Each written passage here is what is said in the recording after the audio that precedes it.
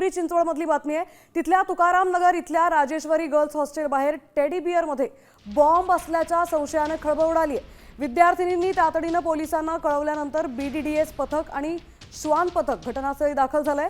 सखोल तपासणीनंतर teddy bear मध्ये बॉम्ब नसल्याचं स्पष्ट झालंय। तर एका विद्यार्थिनीला पार्सलद्वारे हा टेडी बियर आल्याचं समोर आलंय। त्यानंतर पोलिसांनी सुटकेचा श्वास घेतलाय। मात्र काही काळ परिसरात तणाव निर्माण झाला होता।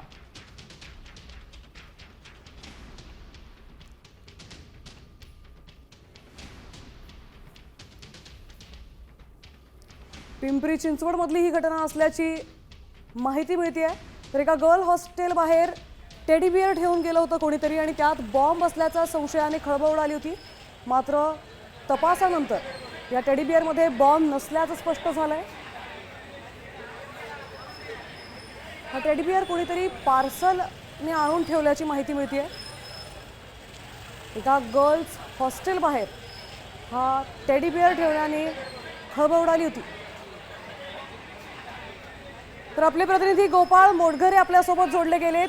गोपाळ, पिंपरी चिंचवड मधली ही घटना आहे, काय अपडेट्स आहेत, काय नेमकी परिस्थिती होती तिथली? शहरातील तुकाराम नगर परिसरामध्ये राजेश्वरी गर्ल्स हॉस्टेल आहे आणि ह्या गर्ल्स हॉस्टेलच्या गेटवर काल रात्री एक संशयास्पद वस्तू असल्याचं माहिती जी आहे ती पोलिसांना देण्यात आली। त्यानंतर पोलीस त्या ठिकाणी दाखल झाले।